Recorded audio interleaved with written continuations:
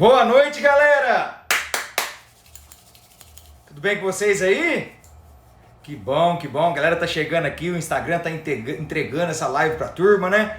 Já mandamos aqui pros grupos do WhatsApp nossos grupos. Que bom que é ter vocês aí. Já chega apertando esse coraçãozinho aí, hein? Grande, Xande. Tudo bem, Isabel? Olha que legal, gente. Que legal ter vocês aqui.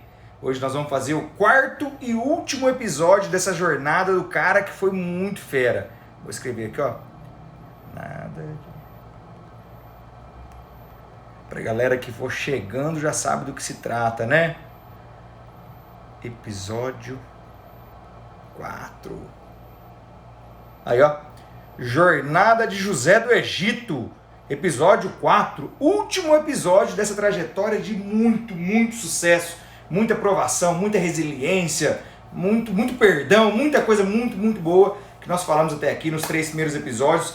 Se você não assistiu, caiu de paraquedas aqui, não sabe o que está acontecendo, não entende que negócio é esse, que jornada é essa, quem que é José do Egito, é uma doideira isso, né? São 3 episódios já que nós já fizemos, os 3 episódios estão salvos lá no IGTV, aqui no meu IGTV, quando acabar a live você pode assistir eles, tá salvo lá, eu vou deixar salvo. Assim como vai estar salvo esse quarto episódio também, beleza? Então vamos lá fazer um resuminho breve do que foi tudo isso até agora, né? Quem foi José do Egito, o que aconteceu com esse cara para ele ficar tão famoso e o que nós vamos entender de agora em diante, tá? Quem que foi José do Egito? Vamos lá, antes de saber um pouco dele, a gente precisa resumir lá atrás os 3 patriarcas, né? Abraão, Isaac e Jacó, conhecido como os pais da fé, os primeiros homens que criaram o sistema de fé que nós temos hoje no mundo. Não só do catolicismo, como o cristianismo, o judaísmo, vieram a partir desses caras aí. Então, basicamente foram eles os primeiros caras a terem contato com Deus e acreditar nessa promessa de Deus de uma terra, de uma semente prometida e uma aliança, tá? Tudo começou com eles. José é o 11º filho de 12 filhos de Jacó. Jacó que é o 3º e último patriarca. Mais tarde ele se transformou em Israel, inclusive obedecendo às ordens de Deus, né, através de um sonho que ele teve, passou a se chamar Israel. E por que a jornada de José ficou tão famosa, né? Por que a história de José do Egito ficou tão famosa? José do Egito ele passou por várias provações, vários problemas que ele teve, e dentre eles ele era o filho mais querido da casa do pai, que era Jacó. Peraí que eu tô com um probleminha no meu roteiro aqui, galera. Deixa eu só reiniciar o roteiro aqui, porque ele tá dando um probleminha, enquanto isso eu faço o resumo para vocês. Bora. José, então, ele era o 11º filho de Jacó, né? Jacó se casou com Lia e Raquel, e José ele foi filho de Raquel. O primeiro filho de Raquel, ele foi filho da velhice. Jacó devia ter aí quase 100 anos quando teve José. E José era o filho preferido dele, né? E os irmãos ficaram enciumados com isso. Tanto é que o ciúmes foi tão grande que eles ficaram irados, bravos com ele, que eles jogaram ele em determinado momento, jogaram ele dentro de uma cova, com a intenção, no primeiro momento, de matá-lo, né, de tanta raiva que eles tinham dele, no segundo momento, de vender ele como escravo. Acontece que José foi vendido como escravo, então ele sai da casa do pai, sendo o filho preferido, é vendido como escravo, foi parar lá no Egito. Lá no Egito ele foi vendido como escravo pelos ismaelitas. Não sei se você se lembra que eu falei nos episódios anteriores, ismaelitas vieram de Ismael, Ismael que é o primeiro filho de Abraão, Abraão que é o pai da fé, foi o primeiro patriarca, surgiu essa comunidade chamada ismaelita. Os ismaelitas então venderam José para o Egito. Acertar o roteiro aqui que ele voltou, o roteiro deu um... O roteiro tá com medo hoje do dia. E aí eles venderam José para o Egito, para o Potifar, que era o chefe da guarda. Ele estando ali, ele começou a trabalhar muito bem, sendo servo de Potifar. Depois ele se tornou o chefe da casa, não só da casa, mas do campo também. Potifar confiava muito nele. E ele prosperou muito na casa de Potifar, a ponto de a esposa de Potifar dar em cima dele, ele correu dela, ela armou uma arapuca para ele lá, disse que ele que estava dando em cima dela, e José foi preso. Nessa jornada que José foi preso, deixa eu acertar aqui, peraí que o roteiro dando um BOzinho, gente, aguenta aí.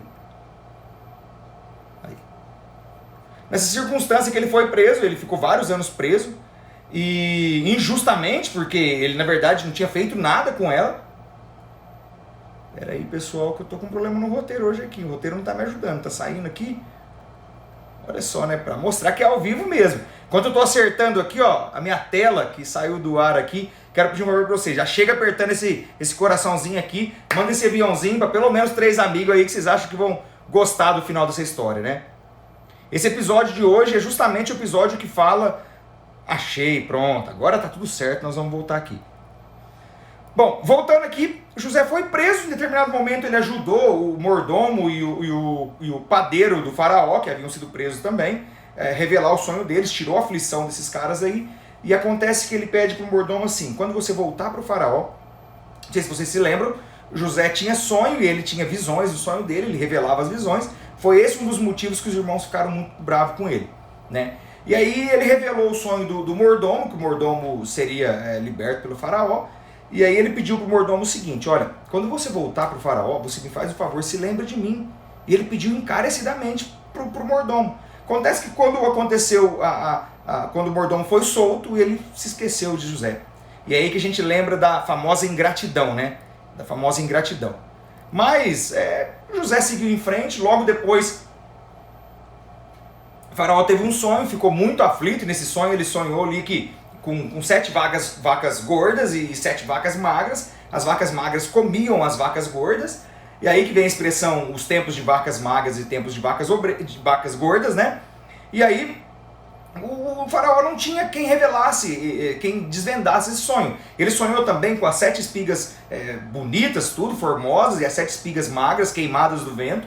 E as espigas magras comiam as espigas gordas, mas ninguém soube entender o que estava acontecendo com o sonho dele, né?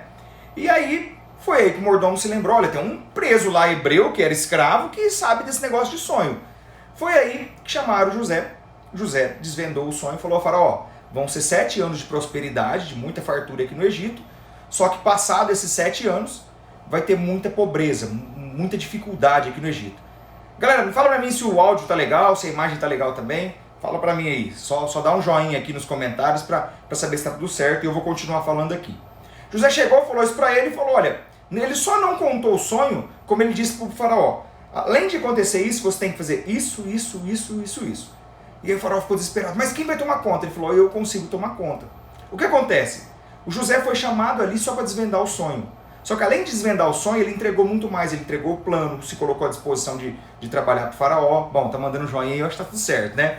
Se colocou à disposição. Então foi aí que o faraó nomeou José como governador do Egito. E é diferente do que havia acontecido lá com o pai dele quando ele revelou o sonho. O pai dele ficou bravo com ele, repreendeu ele, os irmãos zoaram ele. Aqui no Egito foi diferente. O faraó nomeou ele como governador do Egito, anunciou para todo mundo, colocou ele na carruagem, andou com ele pela cidade, fez todo mundo se ajoelhar para ele e disse que a partir daquele momento, José, sendo governador do Egito, era o cara mais poderoso daquela terra. E é aí que José, então, começa a governar. E durante os 7 primeiros anos, ele se casou com uma egípcia, teve 2 filhos, e durante esse período ele trabalhou muito, produziu muito, e ele combinou com todo mundo que estava produzindo que 1/5, né, 20% do que seria produzido seria reservado para o faraó. Daí que vem um dos princípios judaicos, né, os judeus que saíram do povo hebreu. Não sei se você sabe, o judeu saiu de Judá, a partir de Judá saiu o judaísmo e a comunidade judaica, e Jesus Cristo era judeu, inclusive, e o judeu é uma comunidade muito, muito fiel às tradições, né? E um dos princípios judaicos que vale muito é justamente esse de poupar 20% daquilo tudo que ganha, tá? Inclusive é isso que a gente ensina lá no Seu Tesouro: poupar parte do seu dinheiro para criar ali uma reserva de emergência. José fez isso durante 7 anos. E ele produziu alimento, guardou alimento, criou sistema de armazenamento, colocou nas cidades, colocou no campo, tudo de modo que quando chegasse a fome, a tristeza, a seca e ninguém conseguisse mais produzir, ele teria reserva em nome do faraó, é claro, para poder vender para esse povo, né? Foi isso que José fez ao longo de 7 anos. O que acontece é que, em determinado momento, José está lá vendendo, chegam os irmãos dele para poder comprar, e aí tem todo o relacionamento dos irmãos, aqueles mesmos irmãos jogaram ele na cova. O fato é que ele faz uma série de testes com os irmãos, porque ele não vê o Benjamin, que era o irmão caçula, faz um teste, manda voltar, e aí os irmãos voltam com o alimento, traz Benjamin para ele se encontra com Benjamin, depois ele se revela, até então os irmãos não reconheceram ele se revela como o José, irmão deles, e manda trazer o pai dele. E é aí que o pai dele vem para a terra do Egito. Lembre-se que Deus prometeu para Jacó, não só para Jacó, mas para Isaac e para Abraão, a terra prometida e a semente prometida. E aí, de repente, o filho mais amado de Jacó sai do Egito, sai da terra prometida que era Canaã, vai para o Egito, e aí todo mundo tem que abandonar a terra prometida. Era algo que não era muito fácil. Foi aí que a gente terminou o episódio anterior, né? O episódio número 3, que é Jacó, junto com toda a sua comunidade, saindo da terra prometida, junto com toda a sua família, saindo da terra prometida e indo para o Egito. Não sei se você sabe, só para contextualizar, para você entender, a terra prometida que era Canaã é a região onde hoje está Israel, a faixa de Gaza, é uma região litorânea que fica ao lado do mar Mediterrâneo. E eles se mudaram para o norte da África, próximo no Egito, onde uma região chamada Gozém. Tá? Então eles se mudaram para ali e foi aí que José então encontrou o pai dele. E aí vai começar, de fato, a toda a gestão, não só familiar, a questão do poder, o relacionamento, mas toda a gestão desse momento de crise, de muita dificuldade. Por que nós estamos fazendo essa série de lives aqui, né? Não sei se você sabe, são 4 lives e essa é a última live, justamente porque lá no Seu Tesouro, na semana que vem, na terça-feira, nós vamos começar um evento que é chamado A Nova Grande Crise. É justamente um evento onde nós vamos mostrar para vocês uma perspectiva de uma crise explodir em breve, muito pior do que essa que a gente está passando, é claro, uma crise financeira que vai afetar várias áreas da nossa vida, e essa é uma crise anunciada por vários especialistas no mundo inteiro, não só no Brasil, e a gente então está fazendo esse evento a partir de terça-feira. Se você não se cadastrou, quando acabar a live, você vai aqui ó, no meu perfil, lá no link da bio, clica e se cadastra. Tá? É um evento gratuito que vai entre o dia 8 e o dia 14 para trazer conhecimento para vocês. O que nós estamos fazendo aqui? Igual José do Egito, quando chegou e anunciou para o faraó que viria aí um tempo de vacas magras, de dificuldade, é o que a nossa equipe do Seu Tesouro está fazendo para vocês. Trazendo para vocês aqui, não só essa notícia, mas dizendo o que vocês devem fazer para não sofrer, para não sofrer muito com essa crise que está por vir e, acima de tudo, aproveitar as oportunidades, tá? Então, acabando a live, corre lá, aqui, ó, clica no botãozinho, se cadastra, segue o perfil do Seu Tesouro lá. Beleza? Vamos continuar aqui na história, então, de José do Egito, porque é nesse momento que José do Egito começa, de fato, a ter um relacionamento com a família depois de 20 anos. Não, na verdade, é 20 anos isso mesmo. Ele passou 13 anos sendo escravo ou preso, escravo e preso. Depois passou 7 anos trabalhando, produzindo, depois mais 2 anos, até que ele encontrou com os irmãos dele. Na verdade, 22 anos sem ver o pai dele. E nesse caso, a mãe dele já havia falecido, que era Raquel. Então, quando o pai dele chega, ele vai encontrar o pai, que há muito tempo que ele não se encontra, e o pai ficou muito, muito feliz com ele. Muito feliz, imagina, o pai que havia pensado que o filho querido, o filho tão amado, havia morrido. De repente o pai está ali vivo, o filho está ali vivo. Quanto esse pai não ficou feliz, né? E é sabido que nessa época Jacó tinha 130 anos. Eu vou falar para vocês aqui de onde vem essa idade dele. Daqui a pouco na Bíblia ela descreve isso, tá? Então Jacó se encontra com ele, aí ele chama os irmãos e fala para os irmãos assim, ó, pessoal, é o seguinte, eu vou lá conversar com o faraó, pedir para o faraó deixar vocês aqui nessa terra para que vocês possam prosperar e eu vou cuidar de vocês. E aí o faraó vai querer conversar com vocês e ele vai perguntar para vocês, o que vocês fazem? Vocês vão dizer que vocês e o pai de vocês a vida inteira cuidaram de gado. A vida inteira cuidaram de gado. Porque se vocês disserem para o faraó que vocês são pastores e cuidam de ovelha, vai dar errado. Por quê? Porque para os egípcios era uma abominação quem era pastor. Então ele já anunciou para os irmãos dele. Lembrando que José passou 22 anos com o povo egípcio. Desses 22 anos, 9 ao lado de Faraó. Então, e muito próximo do Faraó. O Faraó era o rei, ele era o governador. Então é sabido que ele tinha um relacionamento muito próximo, muito íntimo, uma vez que ele governava, de fato, a terra do Egito. Então a gente sabe o quanto ele deveria ser próximo do faraó, né? Então ele sabia o que o faraó gostava ou não gostava. E ele chegou e anunciou para os irmãos dele, olha, não é para falar que vocês são pastores, é para falar que vocês cuidam de gado. Tá tudo certo, tá tudo certo. E ele foi lá se apresentar para o faraó e levou 5 irmãos com ele, né? Levou para conversar com o faraó. E o faraó então perguntou, olha, o que vocês fazem? Porque, lembra, já passava ali mais de 2 anos que a terra estava passando muita dificuldade, muita fome, muita tristeza, e o faraó precisava de pessoas de confiança ao lado dele para ajudar a gerenciar esse processo todo, né? Isso era claro. Quando você está passando, um governante está passando por um momento de crise, você precisa de pessoas de confiança ao seu lado para te ajudar. Então ele pergunta para eles, qual que é a ocupação de vocês? E aí que é um negócio estranho na Bíblia, né? Porque, estranho não, é um negócio interessante. Porque a Bíblia, José anunciou para os irmãos dele, não é para falar que é pastor. Tá certo, tá certo, tá certo. Eu que sou governador aqui. Quando o faraó pergunta para eles, o que eles falam? Que eles vieram lá de Canaã para o Egito com o rebanho deles e eles são pastores. Exatamente o contrário que José falou. Exatamente o contrário. Não era para falar isso. Acontece que nesse momento mesmo eles falam que a fome está muito doída em Canaã, que por isso que eles vieram para o Egito para poder serem socorridos, né? E aí o faraó então chama José e fala para o José que ele fala o seguinte: o teu pai e os seus irmãos vieram a ti. Olha só, abre aspas, teu pai e teus irmãos vieram a ti. Então, José, cuide deles, coloque eles na terra de Gozém e entregue o meu gado para que eles possam cuidar.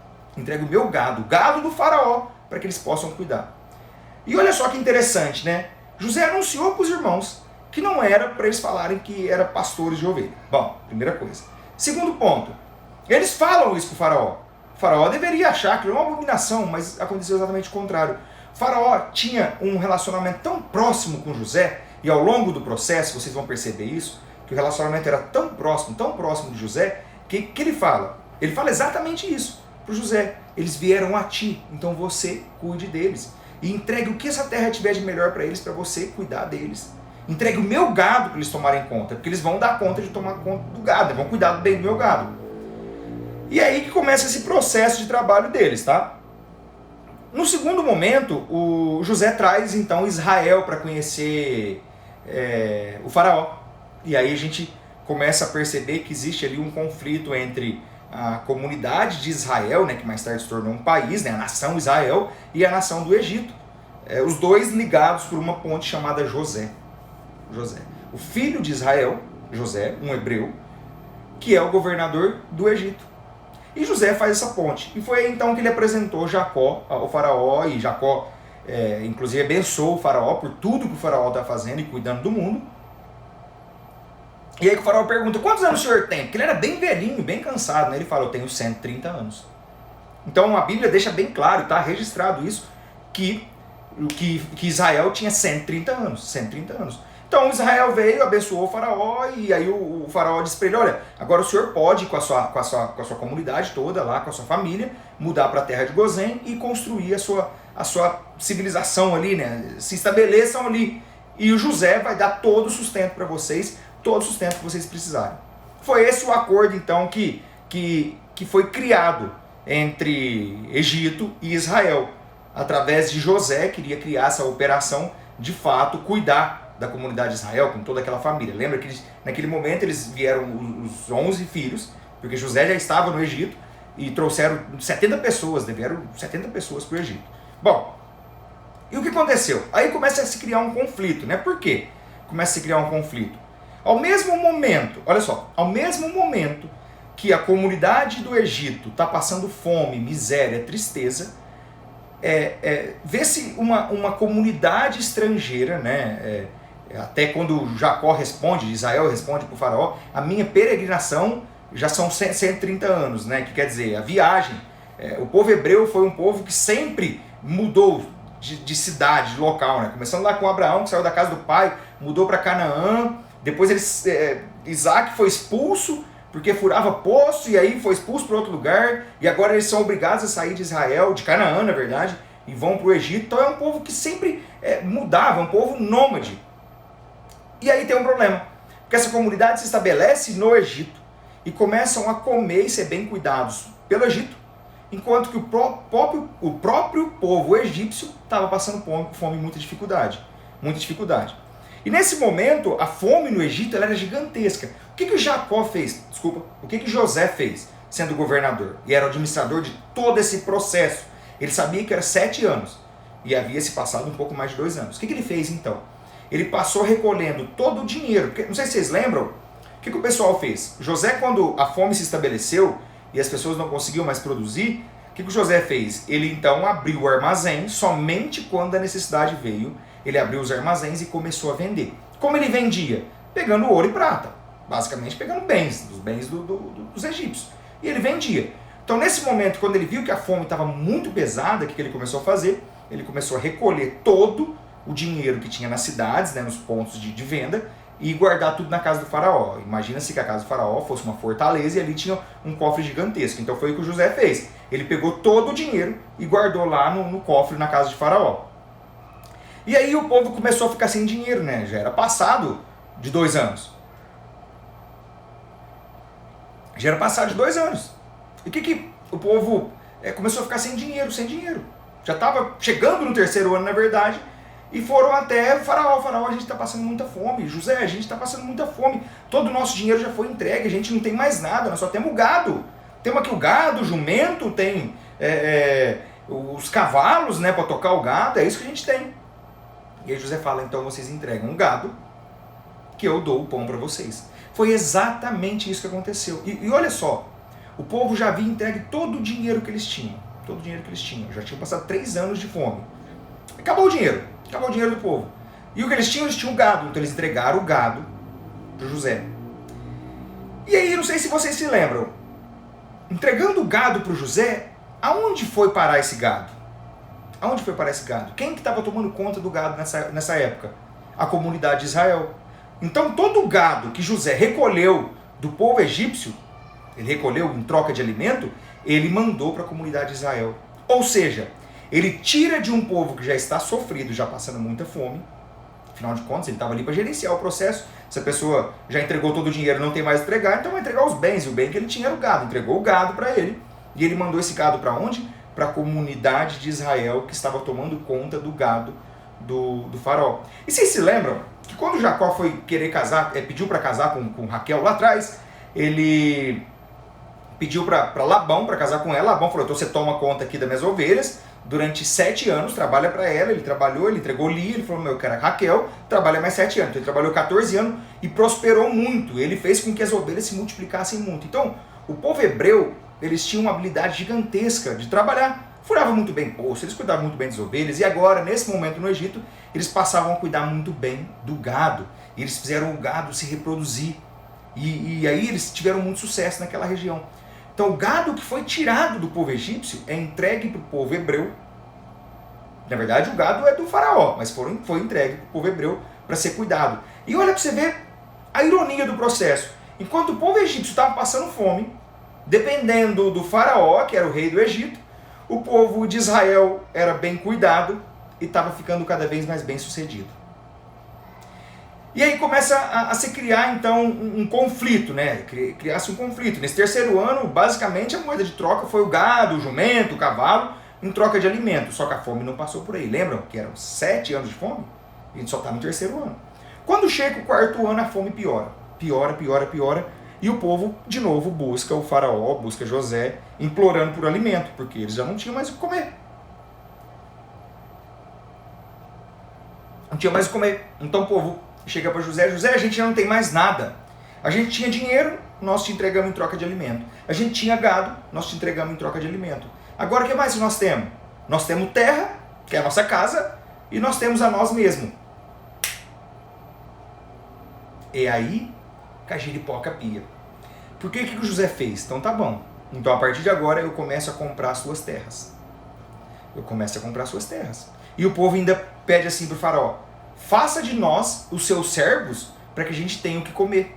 O povo implorava para o José e para o faraó para que eles fossem escravizados. Na verdade não era escravizado, né? Para que servissem ao faraó, ao rei, em troca de alimento. Então eles trabalhariam de graça para o rei em troca de alimento. Então a única coisa que o povo tem, nós temos terra e nós temos nós mesmos.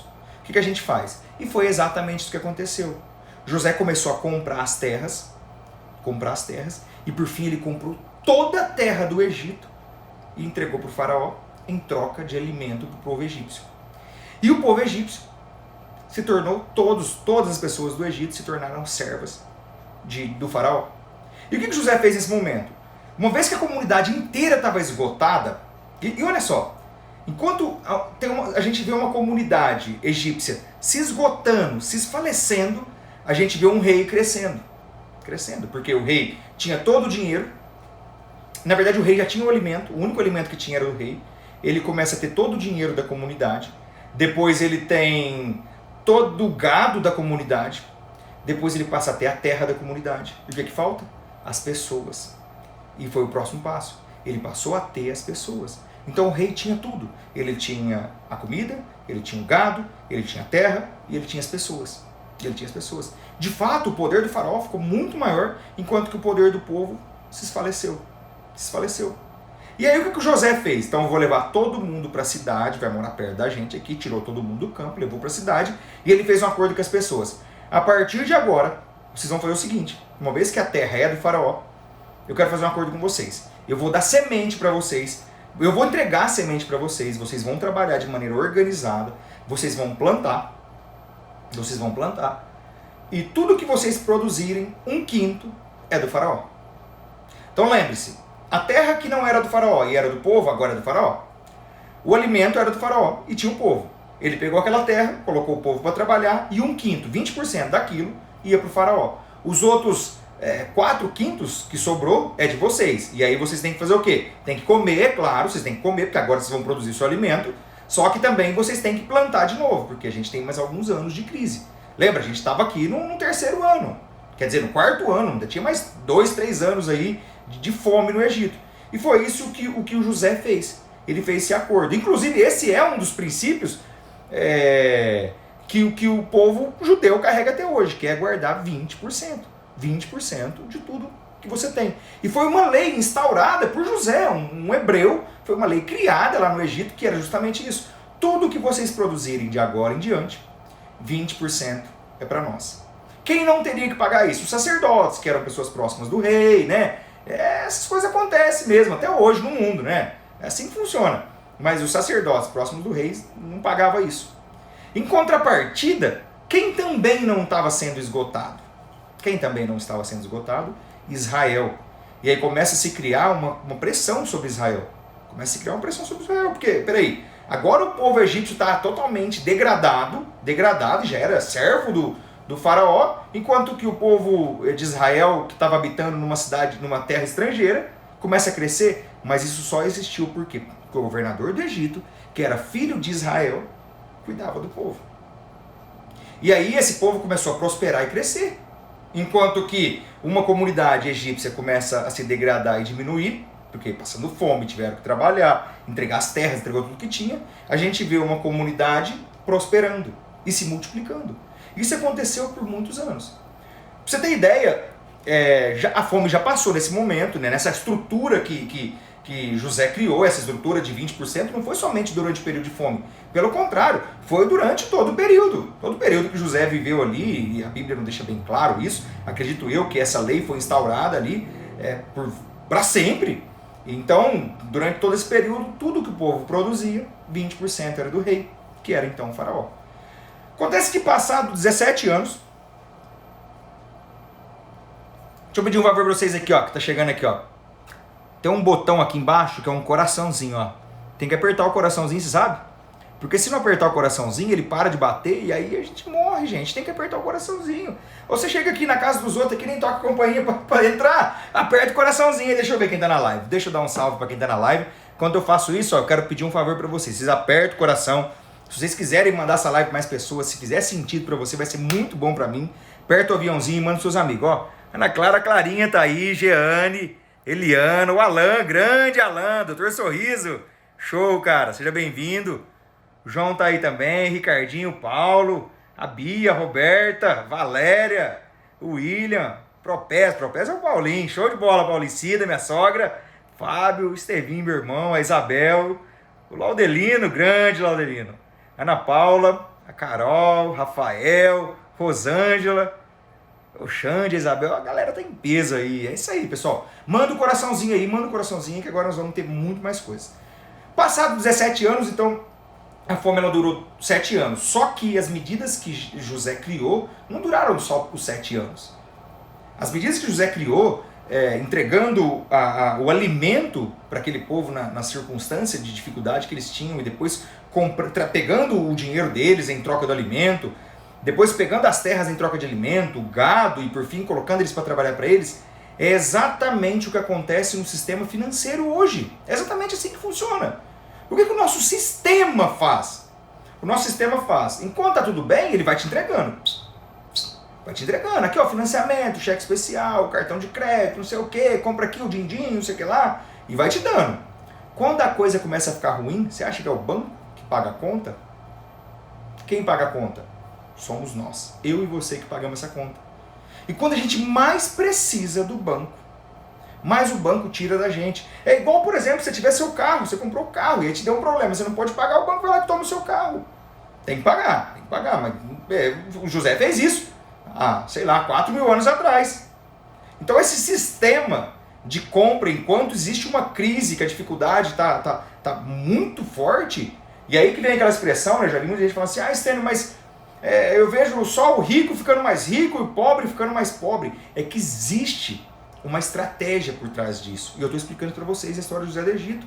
Essa estratégia não foi criada o ano passado, quando o Covid chegou. Não foi criada na crise de 2008. E ela não vai ser criada agora na próxima grande crise que tá vindo nos próximos meses. Não. Essa estratégia está aqui há milhares de anos.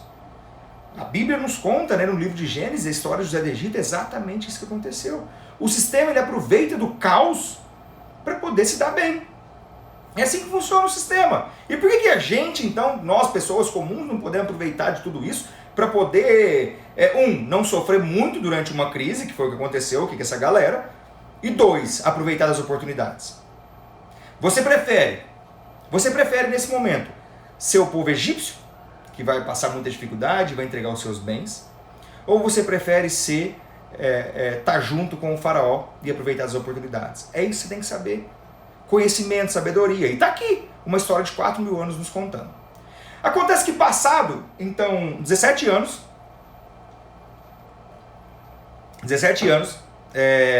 Israel já estava bem velhinho, né? 147 anos. Você besta um negócio desse. Olha o fight chegando aí. 147 anos. Israel já estava bem velhinho e já estava quase morrendo mesmo. E ele manda chamar o José, filho tão querido dele, que não era só tão querido antes, né? Ele já era querido simplesmente por existir, mas agora nesse momento é o que cuidou da comunidade de Israel. Ele passou a ser muito mais querido. Ele chama o José para conversar e fala para ele que ele está morrendo.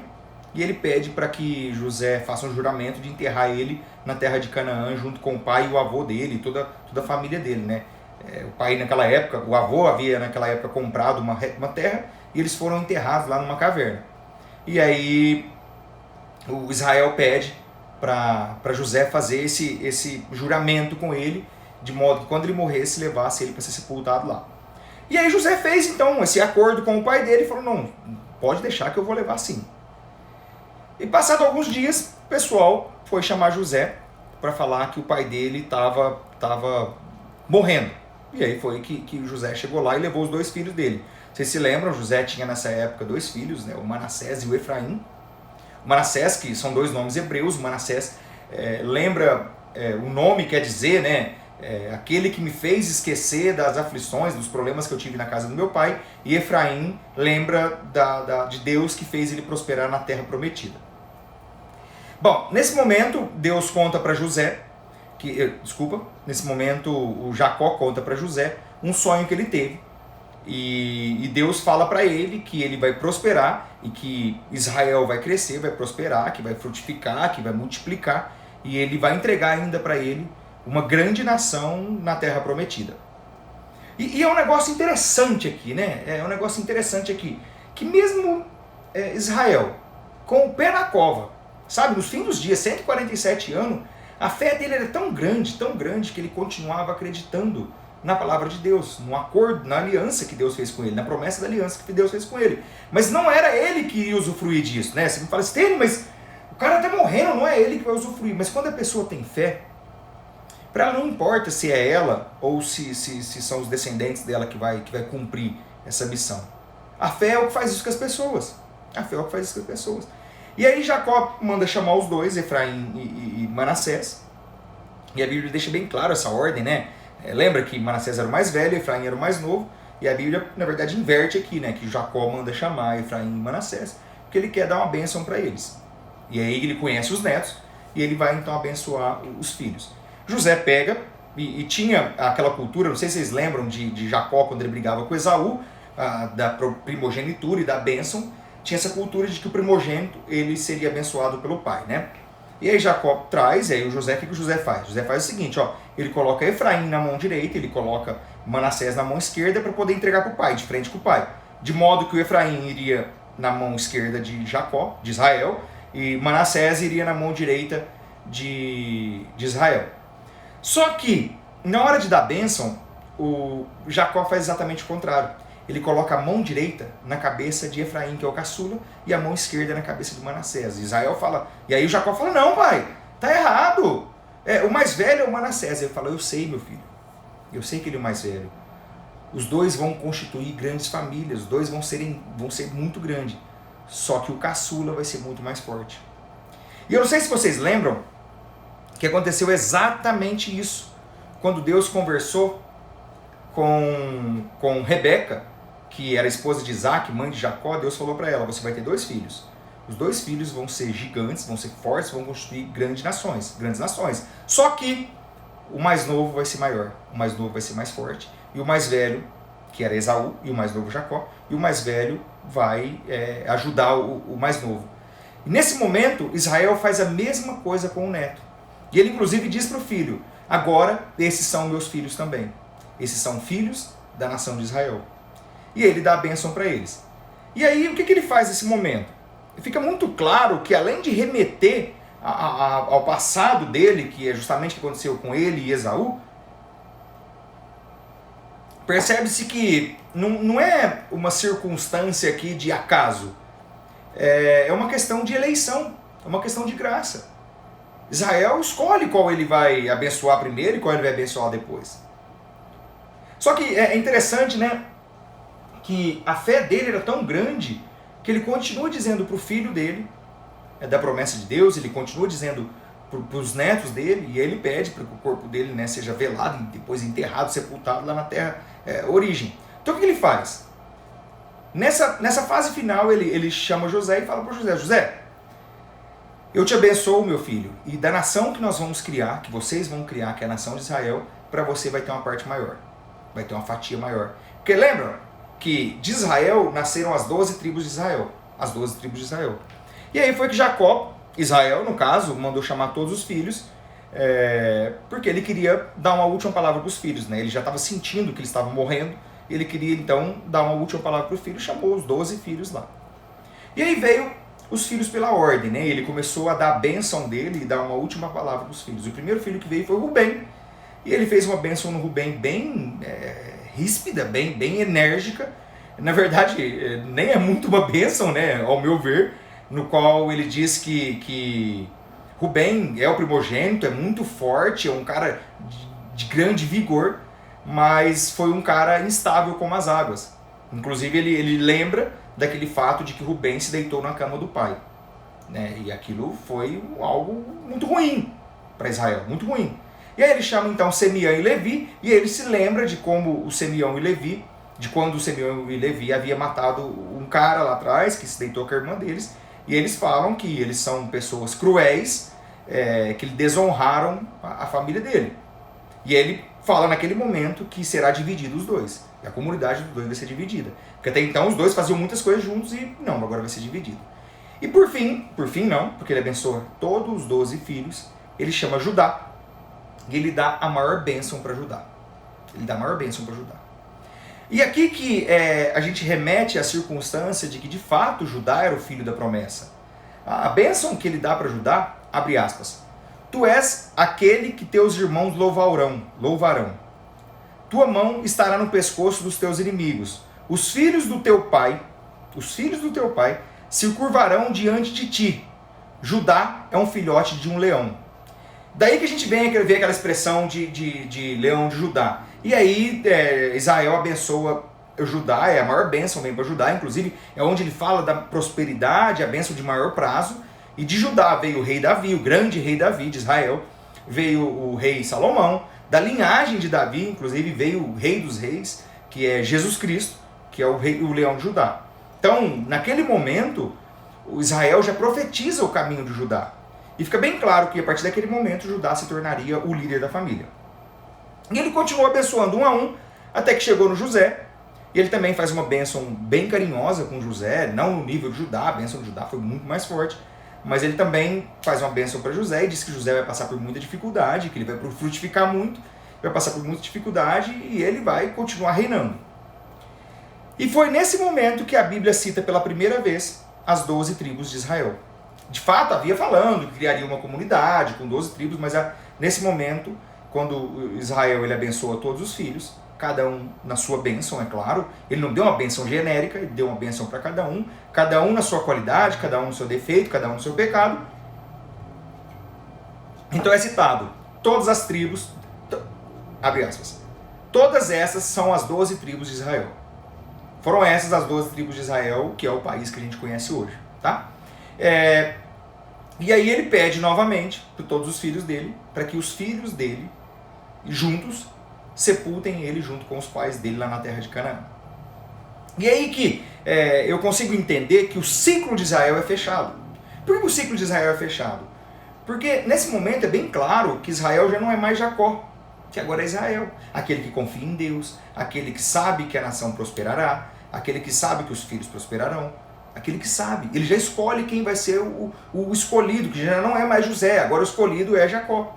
Desculpa, é Judá. Então, nesse momento, percebe-se que de fato o ciclo fechou, que a missão dele aqui na terra havia se cumprido. E a intenção é que nesse momento ele já não. O que é interessante é que nesse momento ele já não é o cara que quer roubar a bênção. Pelo contrário, ele é o cara que abençoa. Porque lembra-se que a história dele é como é, porque ele foi o segundo filho de Isaac, e ele segurou o pé do irmão, né, o calcanhar do irmão Esaú, e aí, ao longo do processo, ele passou o irmão para. Passou para trás não, mas ele negociou com o irmão, comprou barato, com um prato de lentilha, mas comprou a primogenitura, depois ele enganou o pai para ter a bênção, e nesse momento ele já não é mais o cara que quer a bênção, ele é aquele que abençoa toda a família. Ele é aquele que abençoa toda a família. E assim terminou a história de Israel, e ele faleceu. Eu quero pedir um favor para vocês, aqui, aperta o coraçãozinho, que você chegou aí na live, nem tá apertando o coração. E é interessante que o que fica claro pra gente, que nesse momento que Israel morre, e ele chama todos os filhos junto e dá ali a bênção e diz para cada um o que cada um vai ser, enfim, é que mostra a aliança do povo de Israel. Aquela mesma aliança que Deus, quando veio para Abraão, para Isaac, para Jacó, que falou que eu te prometo a terra, a semente e a aliança. A aliança. E para mim, quando eu leio essa parte da Bíblia, já li algumas vezes, realmente eu fico muito emocionado, porque para mim é muito claro que de fato, mesmo no fim dos dias, um pai que ao longo da vida teve seus problemas, foi pecaminoso também, não foi alguém íntegro ao longo do processo, mas ele se arrependeu dos pecados dele, e aí ele agora, nesse momento, ele abençoa os filhos e continua acreditando em Deus. Porque já que ele vai morrer, ele poderia falar assim, deixa meu corpo aqui não. Mas ele acredita tanto que essa não é a minha terra. E quando vocês forem embora, eu quero que vocês levem a minha terra comigo, minto. Quando vocês forem embora, não. Quando eu falecer, eu quero que vocês levem o meu corpo para ser sepultado lá em Canaã. E aí foi que, de fato, o Israel faleceu, e José caiu, a Bíblia conta que José caiu e começou a chorar em cima dele, e ele chamou os médicos do Egito e pediu para embalsamar o pai dele. Né? Naquela época eles faziam um processo lá, tipo mumificação, né? Mais simples falar, mas é um processo de embalsamagem, que eu acho que chama isso. Pediu para que fizesse isso com o pai dele, e aquele processo todo demorou 40 dias. E o interessante é que a Bíblia cita, e o povo egípcio chorou por Israel durante 70 dias. E é interessante que nesse ponto da Bíblia, é justamente nesse período, nesse processo todo aqui, que a Bíblia ensina, e aí ele fala que houve-se o luto, que o luto foi de 70 dias, mas e mostra como a gente deve, inclusive, passar pelo nosso luto, né? Porque na nossa vida, a gente sempre, é natural isso, da vida, nós perdermos uma pessoa que a gente ama muito. Então aqui nesse momento fala que o povo chorou durante 70 dias e mostra, quando o povo chora, o povo do Egito chora 70 dias, mostra o quanto Israel prosperou ali naquela terra. mostra o quanto ele prosperou. Por mais que ele tenha vivido somente 17 anos, mas a comunidade dele também prosperou. E nesse momento, o que acontece? José pede para o faraó, para liberar ele para poder levar o pai dele para ser sepultado. E aí o José vai falar com o faraó, eu prometi para o meu pai, eu fiz essa promessa de levar meu pai para ser sepultado lá na terra dele, de Canaã, né? E eu me comprometo com você de levar o meu pai e trazer ele de volta. Então eu quero que você me libere nesse período. Bom, só para vocês entenderem uma coisa. Naquele momento, José já havia passado no Egito 26 anos. Não, desculpa, ele estava trabalhando com o faraó há 26 anos. Desculpa, gente, espera aí. Deixa eu corrigir aqui, ó. Isso, ele estava trabalhando com o faraó há 26 anos. 26 anos. 26 anos trabalhando com o faraó. Porque ele ficou vários anos preso, depois ele passou 7 anos produzindo, depois passou os 2 anos, 26 anos trabalhando com o faraó, mais todo o tempo que havia se passado, e ele mesmo assim, governando tudo, dando os resultados que ele dava, olha o tamanho do respeito que ele tinha pelo faraó. E nessa época, José já estava no Egito há 39 anos. A Bíblia conta, né, que se a gente faz um pouquinho de conta, que José naquela época tinha quase 60 anos de idade, há 56 se eu não me engano, e ele estava muito tempo ali, ele passou mais tempo no Egito do que com o povo hebreu dele. E aí mesmo assim, ele tinha uma lealdade ao faraó. Mesmo assim ele tinha uma lealdade ao faraó. Então ele pediu para o faraó falou, pode ir sim, vou liberar as carruagens com você, vou liberar os anciões com você, pode levar toda a sua família, não tem problema nenhum. E José fala para ele, e eu vou voltar. E foi isso que aconteceu.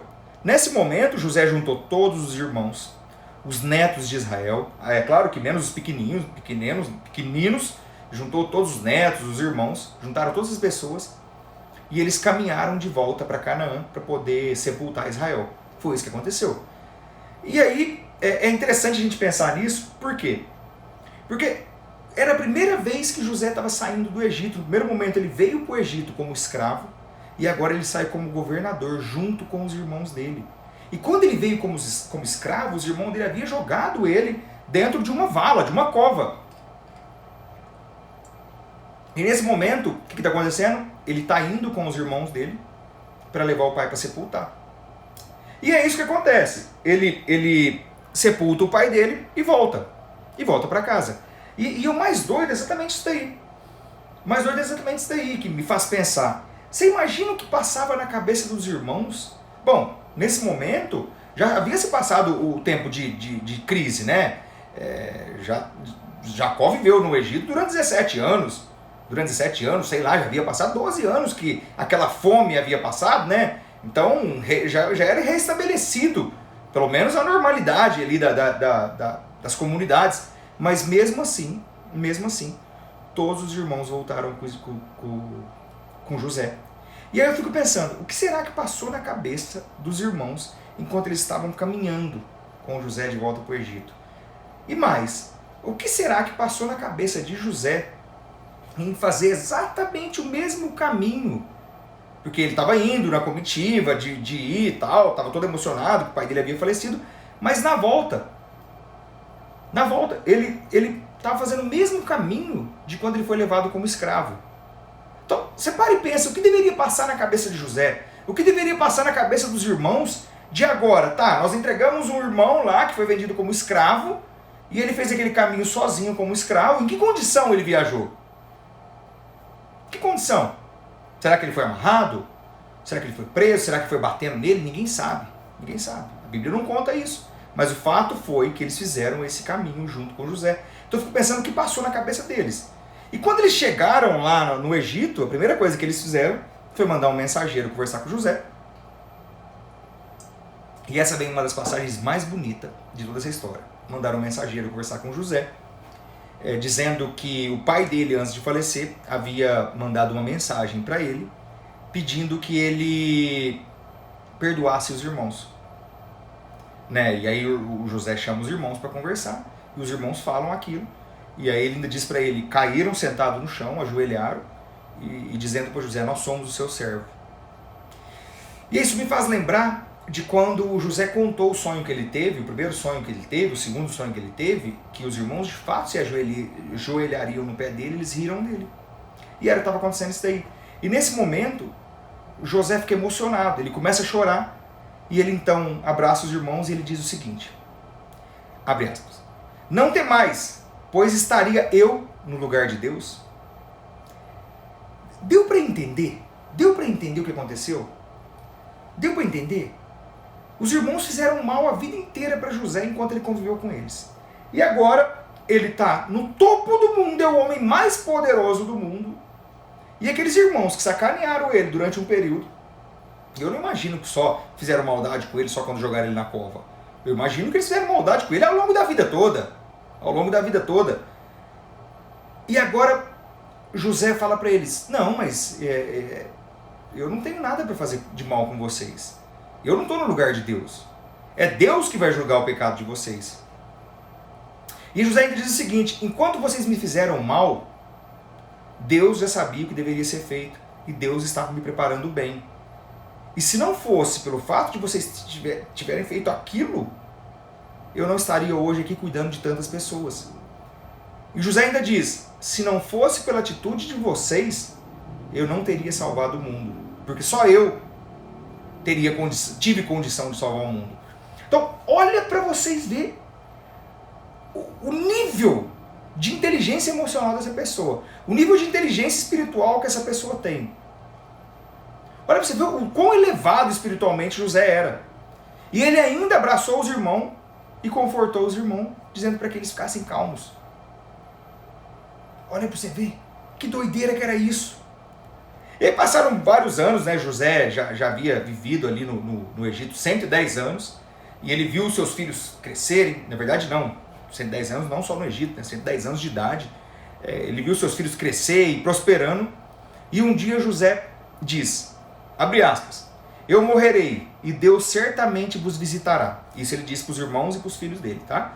Eu morrerei e Deus certamente vos visitará e vos tirará dessa terra para a terra em que jurou a Abraão, Isaque e Jacó. E aí ele pede para eles, para que eles levem os restos mortais dele. Acontece que logo em seguida José morre e ele é colocado num caixão ali no Egito. E ele falece, depois de muito tempo, depois de ter dado toda essa prosperidade, e assim se encerra a história de José do Egito. Fato é que José, 110 anos quando ele faleceu, ele tinha 17 anos quando ele foi para o Egito. Então vamos entender que ele passou 93 anos no Egito. E mesmo assim, quando ele morre, ele tem uma visão, e ele diz para os irmãos dele que estavam vivos, e ele diz para os filhos dele, Deus vai tirar vocês do Egito. Deus vai tirar vocês do Egito. E lembre-se que naquela época a comunidade de Israel estava prosperando no Egito. Ela não era uma comunidade que estava sofrendo ainda. É uma comunidade que estava prosperando. Mas José diz, o dia que Deus tirar vocês daqui, levar para a terra prometida, leve meus restos mortais. E enterre meus restos mortais junto com a minha família. É claro, já dando um spoiler para vocês, né? Não entra nessa jornada, mas explicando para vocês, o que José estava dizendo?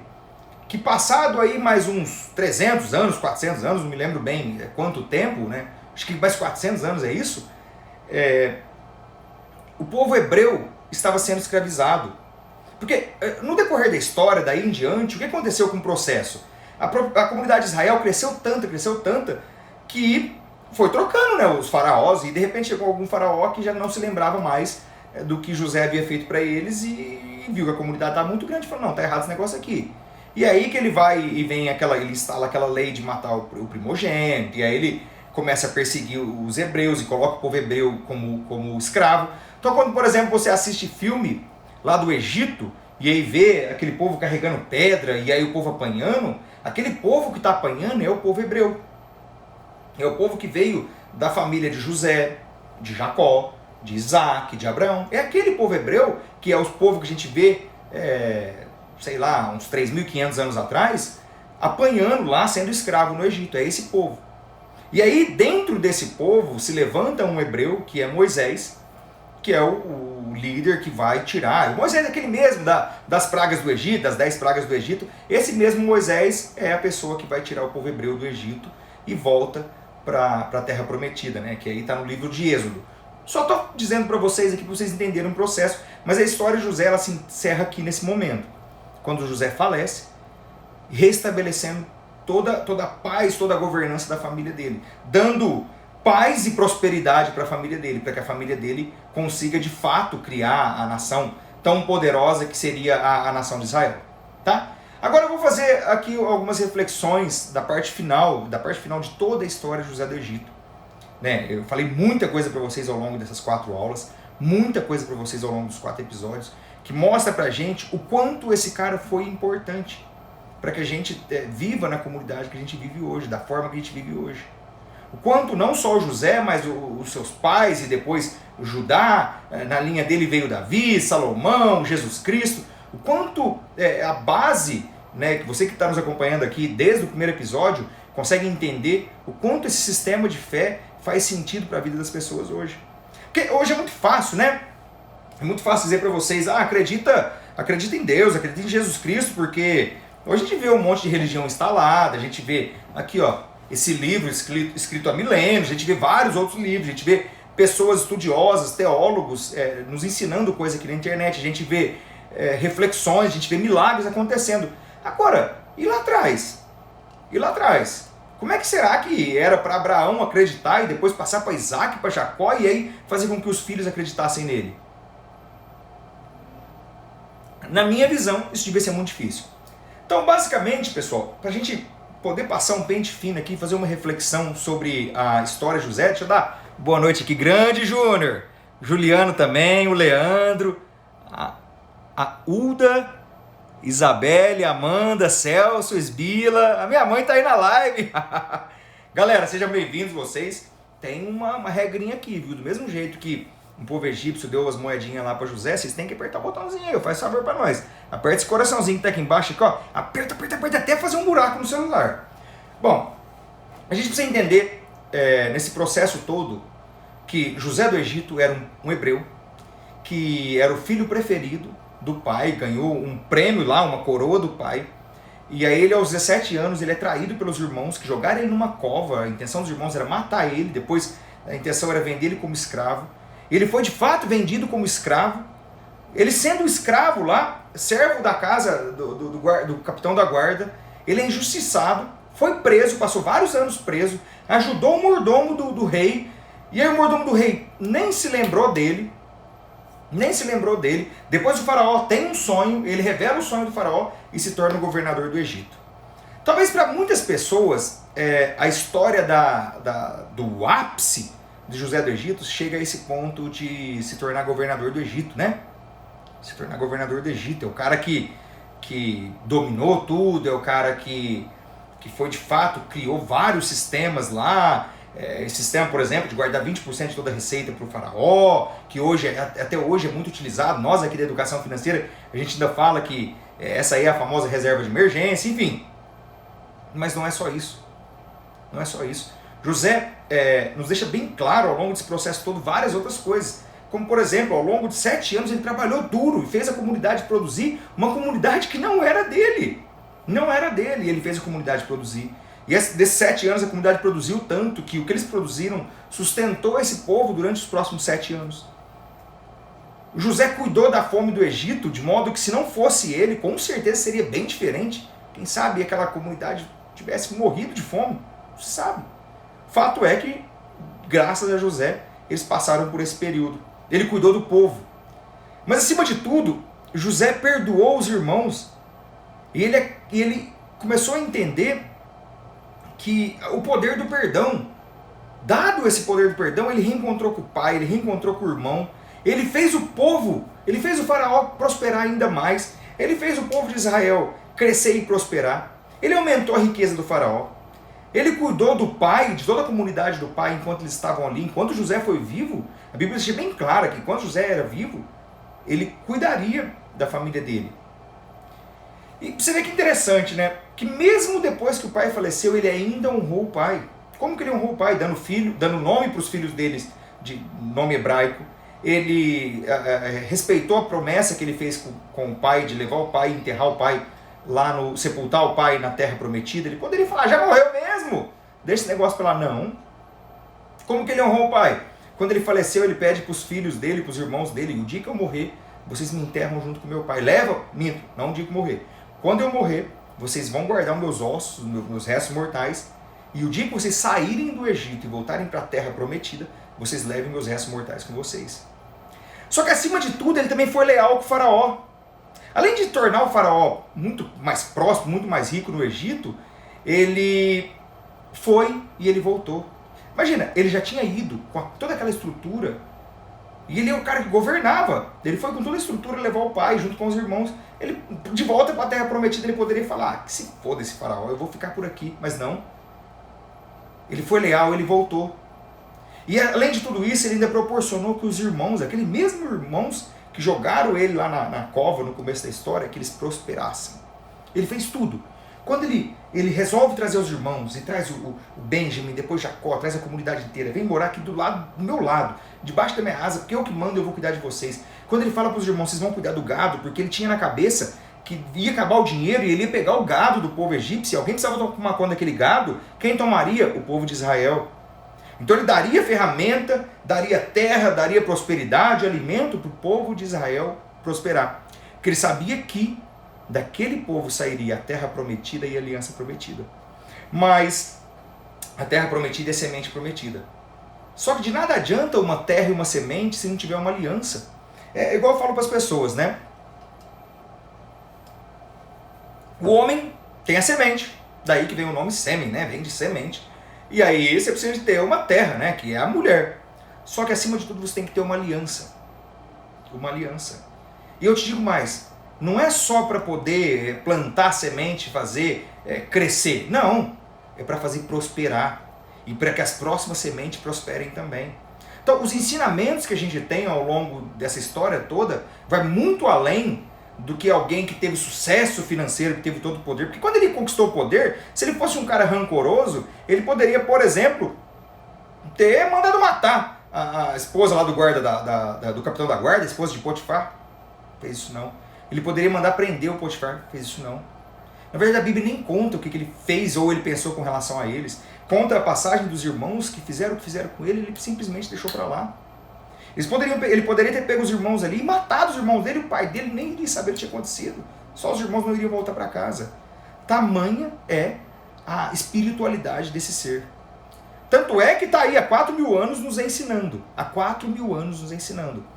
E a conclusão que a gente tira de toda essa história, e aí a gente não consegue escapar dessa conclusão, a gente não pensar em terra, semente e aliança. É importante vocês entenderem isso. A história inteira de Gênesis, só de José vai do capítulo 37 até o 50. Olha o tamanho que é só a história de José. Mas antes a gente tem as outras histórias, né? Do capítulo 11 até o 36, foi quando eu falei sobre os 3 patriarcas, né? Mas a história inteira, ela vai rodeando disso. E ela não é só para o pai, a mãe e o filho, quando a gente fala de terra, semente e aliança. Quando você vai plantar realmente, né, um plantio lá na terra, na roça, você tem a terra, você tem a semente. Só que a terra e a semente, a terra aqui e a semente aqui não serve de nada. Você tem que ter uma aliança, que é uma atitude, uma ação do homem de pegar a semente, arar a terra, colocar a semente, jogar água, jogar tubo, jogar pesticida, jogar essa coisa e cuidar. Se não tiver essa aliança, as coisas não prosperam. E o que eu quero dizer para vocês, acima de tudo, tem aliança com Deus. Tem aliança com Deus, é Ele que vai te ajudar a prosperar. Nos negócios, mas o que isso tem a ver com os negócios? Negócio é exatamente assim. No negócio você tem o negócio, a empresa, você tem as ideias, que são as sementes, e você tem a aliança das pessoas que fazem com que aquilo prospere. Em tudo na vida permeia esses 3 pontos. Os 3 pontos. E aí o que a gente entende então de semente? Semente. Olha para você ver, em determinado momento, o povo egípcio, o povo do Egito vira escravo. Ao mesmo tempo, o povo do Egito vira escravo na sua terra, ao mesmo tempo que o povo de Israel se multiplica e prospera na terra do povo egípcio. Olha para você ver que doideira, peraí. O povo do Egito, que morava lá, virou escravo. E o povo que é estrangeiro, que mudou para cá, prospera e se multiplica.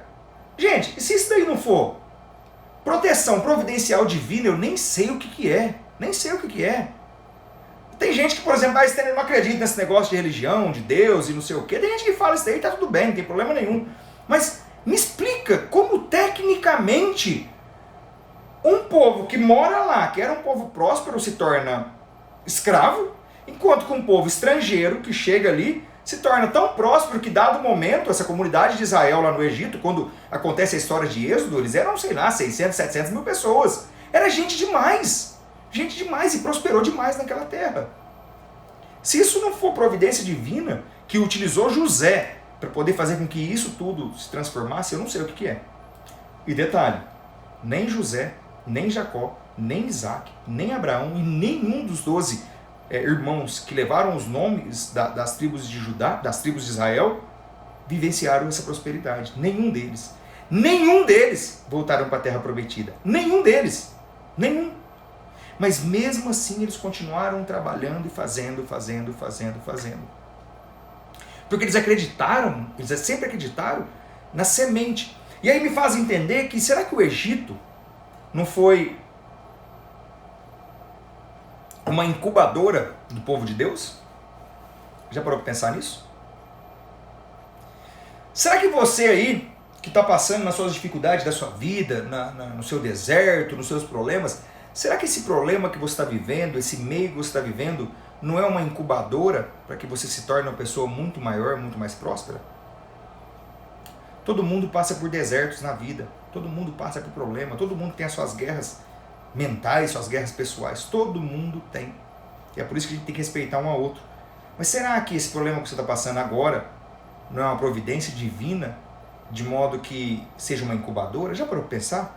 Porque se o povo de Israel, que era chamado povo de Deus, de acordo com a Bíblia, tivesse ficado em Canaã, será que eles não teriam morrido de fome?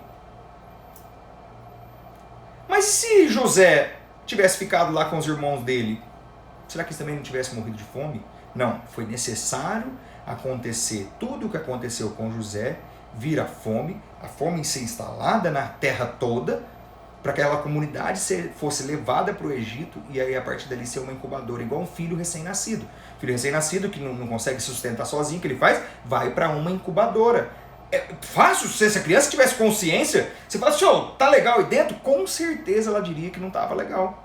Com certeza. Acabou de sair da barriga da mãe, né? Aquela tranquilidade, tudo lá, e aí vai para um lugar que é cheio de aparelhinho, um negócio. Será que o Egito não tenha sido uma incubadora para ajudar o povo de Deus a prosperar, a crescer cada vez mais? E aí a gente tem outro tema, para ajudar que essa semente prospere. Será? E essa é uma das habilidades mais impressionantes do povo hebreu. O povo hebreu, que mais tarde, de onde surgiu o Judá, né? O Judá era um hebreu, assim como José, e aí veio o judaísmo, depois o povo, os judeus. Essa é uma característica muito interessante. Eles continuam fazendo, seguindo os princípios dele, independente do que aconteça. Uma das religiões que mais segue ainda as tradições do povo hebreu é o judaísmo. O cristianismo mudou, até porque o cristianismo ele tem o Novo Testamento, né? O judaísmo ele só segue o Velho Testamento. Mas olha que interessante, tudo isso que o povo judeu passou na história da humanidade, não é só o massacre que Hitler fez lá na Alemanha, não, que aquilo é vergonhoso, mas tudo o que passou. O que eu fico me perguntando é, como que esse povo que foi escravizado no Egito, que atravessou o mar, quando Moisés abriu o mar, que foi chantageado e ao longo da sua vida foi perseguido, não só na Segunda Guerra Mundial, mas quando teve a diáspora, quando teve as cruzadas, como que esse povo continua? Como que esse povo tem coragem de continuar? Se não for fé, eu não consigo entender o que é. Pra você ter ideia, lá nos Estados Unidos, né, que é o país, se não for o país mais rico, é um dos mais ricos aí do mundo, né, 2% da população são judeus. 2%. E 50% dos bilionários são judeus. Como assim? Como assim? Galera, entenda uma coisa. O que faz com que esse povo prosperem tanto? Einstein, mas é só de dinheiro que você está falando? Pega os cientistas mais evoluídos da sociedade.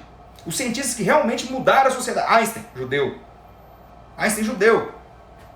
Você olha os caras da modernidade, o Bill Gates, judeu. Os caras que fundou a Google, judeu. Porque eles seguem a tradição. Não estou falando para você virar judeu, não é isso que eu estou falando, porque até falaram que é bem difícil esse negócio aqui. Mas por quê? Olha um pouco mais para trás. A origem vem lá dos hebreus. Olha o que esse povo passou. Olha o que esse povo passou. A pergunta que eu faço é como que tem coragem de continuar? Quando eu morava em Torino, na Itália, eu não conhecia os campos de concentração na Alemanha. Não tive coragem para conhecer, né? Quando eu morei na Itália. Mais próximo que eu conheci foi uma prisão que tinha no norte da Itália, em Torino, né? E naquela prisão, durante as guerras, ela serviu de tortura. E foi, para mim, uma das experiências mais impressionantes da minha vida. Eu conheci o Louvre em Paris, eu conheci um monte de museu lá, mas para mim, a visita turística mais impressionante da minha vida, foi nessa cadeia, nesse presídio lá em Torino. E o guia turístico era um senhor que havia sido preso e torturado lá dentro. Então, durante a visita, ele vai explicando o que aconteceu com ele. Quando os nazistas eles invadiram o norte da Itália, né, na Segunda Guerra Mundial, e esse senhor estava vivo na época, já era bem velhinho, ele era o guia turístico, e ele fez da missão dele de ser o guia turístico daquela prisão, para mostrar para as pessoas o que acontecia lá, para que as pessoas entendessem. Não era alguém que viu uma história e estava contando, era alguém que vivenciou aquilo lá dentro. Então, quando você escuta alguém contando isso, e a pessoa sentiu na pele, sabe? É assim, eu até arrepio, porque eu me lembro como se fosse hoje do frio daquela prisão, e ele contando o que acontecia lá dentro. Contando as torturas que os nazistas faziam, porque eles invadiram a Itália, eles quebravam o pau lá. E eu fico pensando, os nazistas fizeram muito pior que o povo judeu lá na Alemanha na Segunda Guerra Mundial. A pergunta que eu fico é, como? Não é como eles fizeram mal, mas como as pessoas tiveram coragem de continuar a vida, constituir família, crianças que morriam a troco de quê? De nada, de nada, de nada. Só porque determinada comunidade se achava superior e eu vou matar os outros. Então assim, esse povo, eles estão aí há muitos mil anos, prosperando. Mas por quê? Porque eles têm uma fé inabalável. Eles sabem o que tem que ser feito e eles continuam fazendo. E a gente entra no segundo ponto, que é a terra. Você sabe que Israel recebeu tudo. Recebeu a terra, recebeu tudo do bom e do melhor no Egito para prosperar. Mas aquela não era a terra prometida. Aquela não era a terra prometida. Ao mesmo tempo que Israel recebe a terra prometida e prospera, o povo egípcio entrega a terra dele para o rei. Quando a fome chegou. Quando a fome chegou, eles entregaram o dinheiro, o gado, a terra, inclusive eles mesmos para o rei. E aí, ao mesmo tempo, a gente olha para Israel, que prosperou. E assim, é um negócio interessante, né? Porque o ser humano, ele nasceu para viver em comunidade. Então, um dos gatilhos mentais mais pesados que existe é o gatilho da comunidade. Então, assim, quando a gente não pertence a uma comunidade, é muito ruim para nós. Porque o ser humano nasceu para viver em comunidade, então ele quer viver em comunidade.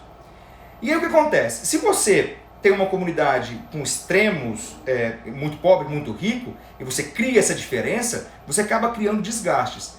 Então, olha para Israel. Israel estava no topo da comunidade, protegido pelo rei do Egito, enquanto que a comunidade local estava aqui, aqui embaixo, passando dificuldade, sendo escravizados, né, pelo rei. E ele tinha tudo, mas mesmo assim, a fé de Israel era tão grande, que quando ele vai morrer, ele pede, me leve para a minha terra prometida. Essa não é minha terra prometida. Gente, mas ele já ia morrer mesmo. Ele estava prosperando, família crescendo, protegido pelo rei. Aqui não é a terra prometida. Então, independente das circunstâncias, se está bom, se está ruim, se é o certo, está ali ou não, ali não era. Então eles sabiam que ali não era, porque eles confiavam tanto em Deus. Ah, mas aqui tá bom, mas Deus falou que vai me entregar uma terra que emana leite e mel, mas não é essa aqui. Não é essa aqui, não foi essa terra que Deus falou. Não é essa terra que Deus falou. Então nós temos que ir embora. E foi isso que ele pede. E aí, por fim, a gente lembra do terceiro ponto, que é a aliança. A aliança. De nada adianta você ter a terra, ter a semente, se você não tem aliança. E aí que Israel se lembra, né? A fé faz ele lembrar disso, do pacto que Deus faz com ele. E ele lembra José. José, o seu lugar não é aqui. Tanto é que nesse momento, Israel, ele adota os 2 filhos dele, os 2 netos dele que havia nascido no Egito, que é Manassés e Efraim. E aí que faz pensar, né? Então, nesse processo todo, Stênio, José não é o foco? José não é o foco. Passei 4 episódios, mais de 6 horas, 7 horas, 8 horas, não, mais de 8 horas, para falar para vocês que José não é o foco dessa jornada. Não é o foco dessa jornada. José só foi uma ferramenta. José, na verdade, ele é um ramo da história de Jacó. Ele é um ramo da história de Israel. Como assim, Stênio? Que ramo é esse? José existiu e resistiu a esse processo todo por causa da redenção, da salvação. Ele serviu de ferramenta de Deus para que pudesse livrar o povo da fome. E 2, para que pudesse proteger na incubadora o povo de Israel para que ele se tornasse uma grande nação. Então, José não é um filho prometido. O filho prometido dessa linhagem é Judá, que ao longo do tempo eu mostrei para vocês que ele se revela. Mas José serviu de ferramenta. Serviu de ferramenta. E fica muito claro que ao final da vida, né, Israel, ele nomeia, né, ele reconhece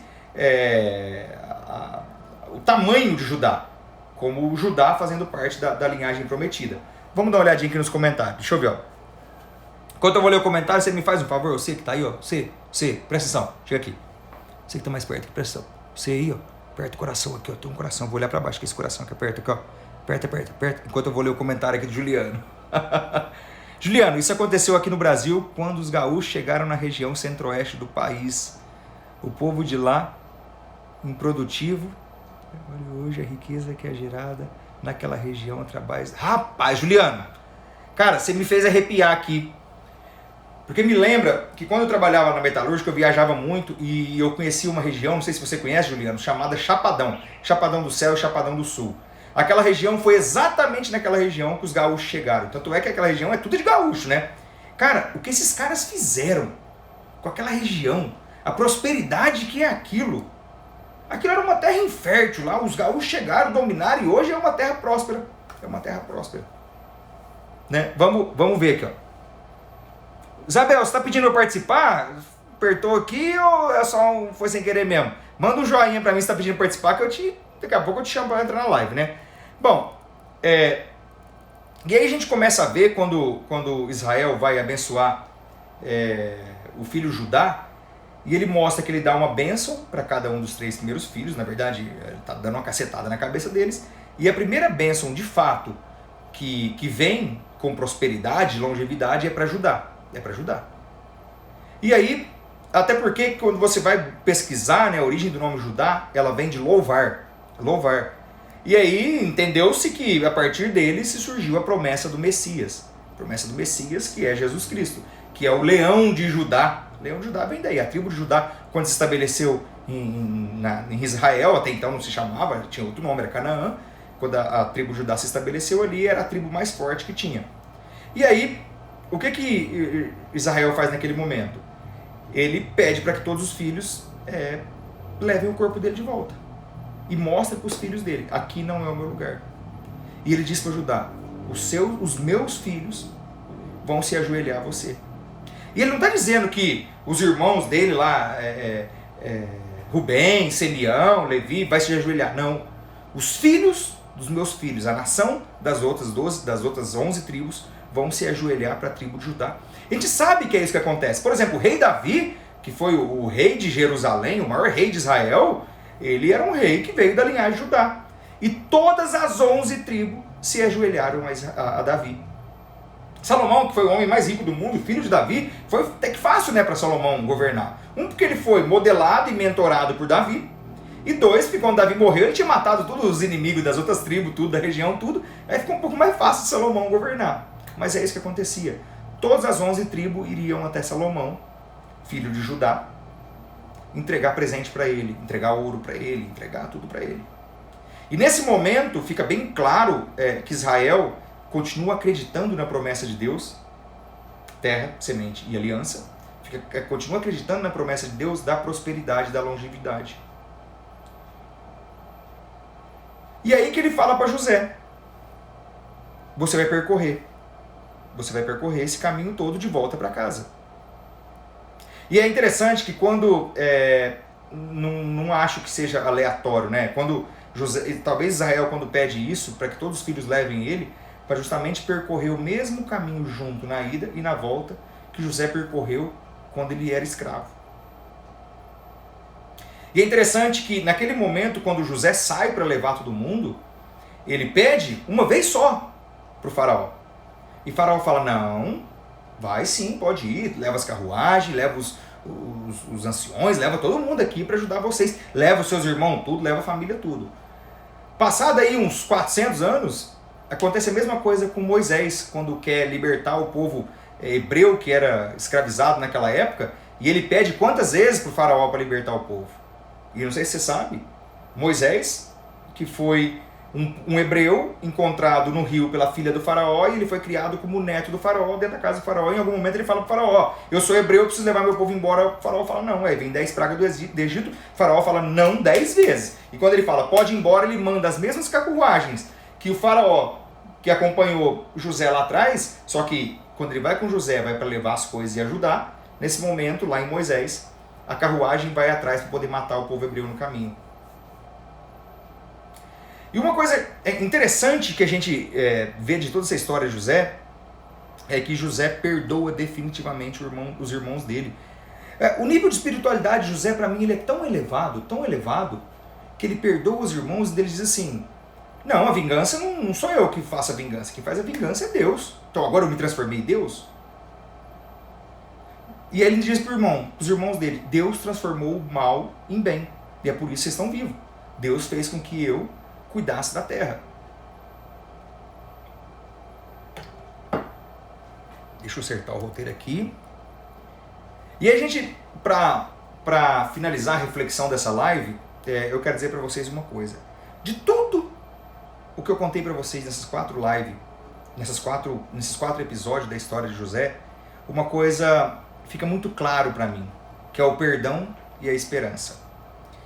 José tinha, acima de tudo, uma fé inabalável, tal qual ele deve ter herdado, né, do pai, do avô, do bisavô. Que era uma fé assim inexplicável. Segundo ponto, uma esperança gigantesca. Só que o perdão de José era tão grande que ele perdoava os irmãos dentro dele mesmo, ao longo da etapa da vida, porque ele não gastava a energia mental dele em ficar pensando mal com os irmãos, ou que a esposa de Potifar fez com ele, ou que o outro fez. Não. Ele gastava a energia dele com o que tinha que ser feito. Seria natural nesse processo José se vingar de todo mundo, né? Se vingar do mordomo, se vingar do mordomo que não contou para o faraó, se vingar dos irmãos, se vingar da esposa. Seria muito fácil. Mas não. Aquele não era o propósito dele. Ele sabia que aquele não era o propósito dele. O que eu digo para as pessoas é o seguinte: você sempre sabe o que tem que ser feito. Só que às vezes a gente fica tocando de roda, sabe? Fica cercando frango, não faz o que tem que ser feito, fica remoendo com uma coisa que alguém falou pra nós, aí fica gastando energia. Olha a história de José do Egito. E ele ensina pra gente que não é que ele esqueceu de tudo que os irmãos fez, porque não dá pra esquecer, tá aqui na memória. E até ele explica pra gente que perdoar não é de fato esquecer a ofensa que foi feita. Não. Ninguém vai dizer pra você aí que alguém te ofendeu pra você esquecer. Não tem jeito. Esquece, Stênio. Não dá pra esquecer. Mas se você perdoa, apesar da lembrança, você consegue apagar aquela dívida. E é interessante, né, que o que eu estudo muito nos últimos anos, essa parte de mentalidade, eu fiz curso de programação neurolinguística e outros cursos. E aí quando eu leio um livro desse, e eu vejo uma história de 4.000 anos atrás que está escrita nesse livro. Uma das coisas que a PNL ensina pra gente, que é o perdão, a ressignificação, o desbloqueio através do perdão, por exemplo, está aqui escrito por José do Egito, né? Por Moisés, no caso, que escreveu o Êxodo e Gênesis, há 4.000 anos essa história. Então, o que acontece? Quando a gente não se permite perdoar, quando a gente guarda rancor, lembra que eu falei para vocês sobre aquilo que mata o seu coração? E a Bíblia ainda diz o seguinte: de tudo que você deve guardar, sobre tudo que você deve guardar, guarde o seu coração. E para mim tem uma coisa que é a que mata o seu coração. Tem uma coisa que mata o seu coração, é a Roma. Rancor, ódio, mágoa e amargura. Rancor, ódio, mágoa e amargura. Roma. Se você é uma pessoa que tem essas quatro coisas no seu coração, ela está matando o seu coração. E ela está atrapalhando você a melhorar de vida. Se imagina o José tivesse se amarrado num desses quatro aqui, ou quem sabe nos quatro, porque ele tinha motivo para se prender nos quatro, né? O cara, cova, escravo, preso, ignoraram ele, todas essas coisas erradas aí. Se tivesse prendido isso, ele não teria feito o que ele fez. O que acontece? Quando a gente se recusa a perdoar, na minha opinião, é como se a gente estivesse se colocando no lugar de Deus, no lugar de juiz da nossa vida, no lugar de Deus. Por isso que o ser humano, né, o homem adora esses programas de reality show, porque a gente por um breve momento se coloca aí na posição de juiz. Por isso que o ser humano adora uma fofoca de juntar com o outro e ficar falando mal do terceiro, está julgando o outro. Mas quando a gente faz isso, a gente se coloca no lugar de Deus, de ficar julgando como se os meus pecados fossem perdoados, os dele não. E aí Jesus Cristo fala lá na frente, né? Aquele que não tem pecado, que atire a primeira pedra. Para mim, não perdoar é um estado tão elevado de domínio do ego, de tamanha arrogância, de dizer que os meus pecados não importam, só o dele que importa. E aí quando a gente tem algum problema com uma pessoa, com outra pessoa, será que a gente também não ofende a outra pessoa? Não pedir perdão e não perdoar é como se a gente estivesse tomando um pouquinho de veneno todos os dias. Um pouquinho de veneno todos os dias, esperando que a outra pessoa morresse. E os ensinamentos que eu trago dessa jornada José do Egito, são vários, né, que eu citei por aqui, mas eu quero passar para vocês aqui alguns finais. Israel morre sem perder a fé. Continue tendo fé. A Bíblia fala que enquanto há esperança, há fé. Enquanto há vida, há esperança. Enquanto há vida, há esperança.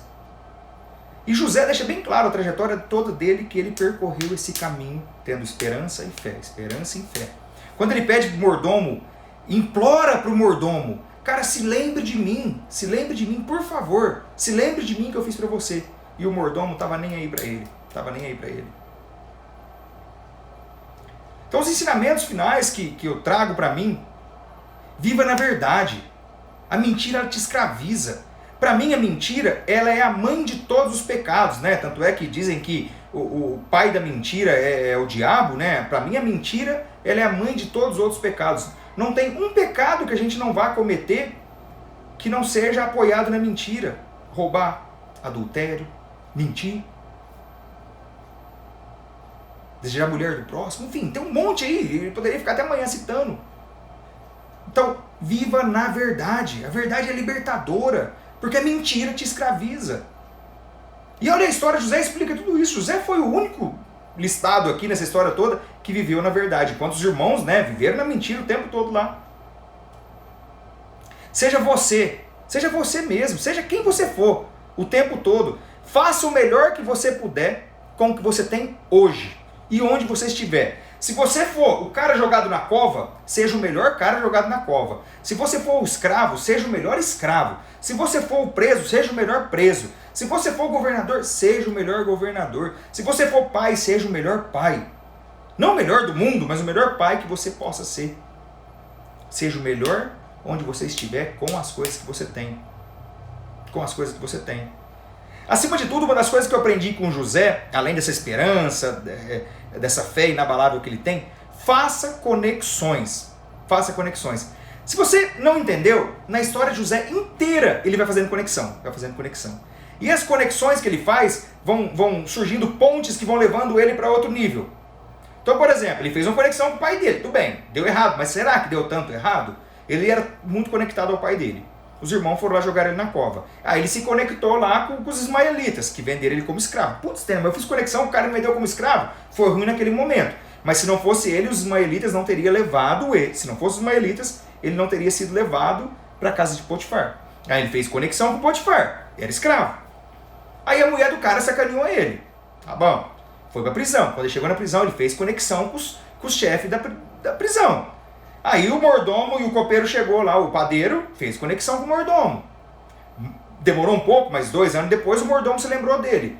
Ó, Faraó, tem um cara. Quando ele chegou pro Faraó, fez conexão com o Faraó. E a conexão que ele faz com o Faraó, ela é tão grande, que mesmo o Faraó abominando os pastores, ele dá o gado dele para os irmãos dele cuidar. O Faraó, que estava escravizando o povo dele, naquele momento, estava dando tudo que tinha para José cuidar do povo de Israel. Conexões. O tempo inteiro José faz conexões. Se você não consegue ir até um lugar, acha alguém. Você sabia que você está pelo menos 5 pessoas em qualquer pessoa do mundo? Pelo menos 5 pessoas. Qualquer pessoa do mundo. Vai ficar para outro ponto, outra live essa daqui, senão a gente vai ficar aqui até amanhã. Né? Mas faça isso. Foi uma das coisas que eu aprendi com ele. Falei, caramba! Perdoe aqueles que te fizeram mal, sabe? Deixa pra lá. Não, eu vou correr atrás do prejuízo. O prejuízo está no passado, enquanto você fica correndo atrás do prejuízo, você fica tentando voltar no tempo. O que nunca vai acontecer na sua vida. O prejuízo já é ruim, você ficar correndo atrás dele.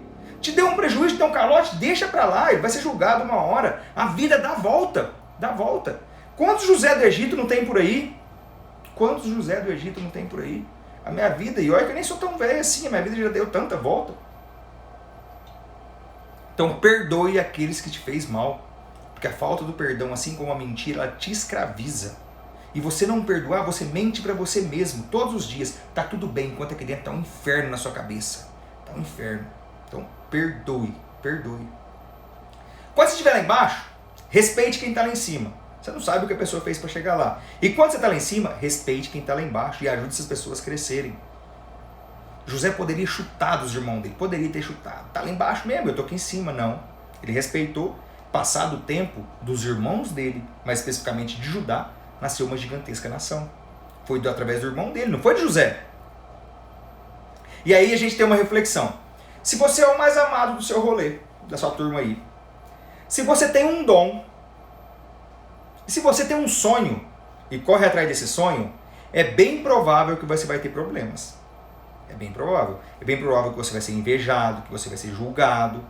Então tome cuidado com isso. Cuidado para quem você revela os seus sonhos. O que eu falo para as pessoas, né? Não contar o sonho que a gente tem para ninguém não é bom, é ruim, porque talvez tenha pessoas importantes que você tem que envolver no processo que vai te ajudar. Mas também contar para todo mundo, até para quem não tem nada a ver, pode ser que te prejudique. A escolha é sua. Outra lição, quanto você faz mais do que é pedido para você, com certeza vai ser destinado para você um lugar de governo. Seja onde for. José, então, chegou lá na casa de Potifar, ele dava mais do que ele. Poderia só limpar o chão. Daqui a pouco ele estava tomando conta do campo, da cidade. E ao fato de tomar conta do campo, ele aprendeu a cuidar da agricultura, que serviu para ele ser governador lá na frente. Quando ele estava na cadeia, ele tomava conta de todo mundo, inclusive dos carcereiros lá, era ele que tinha a chave. Aí o mordomo chegou, ele foi falar com o mordomo, porque tinha essa liberdade. E assim funciona. Aprenda a ressignificar o passado. Você tem o que esse negócio de ressignificar? Dar um significado diferente. Na semana que vem, no Clube 737, não sei se você sabe, às 7h37 da manhã, a partir de segunda-feira, vai ter uma live aqui no meu Instagram, todos os dias com um tema diferente, sobre mentalidade, inteligência emocional, todas essas coisas erradas que eu falo por aqui. E na semana que vem eu vou fazer uma live só de ressignificar, tá? Mas ressignificar basicamente é dar um significado diferente para o seu passado. Não quer dizer que você tenha que ficar lembrando daquilo.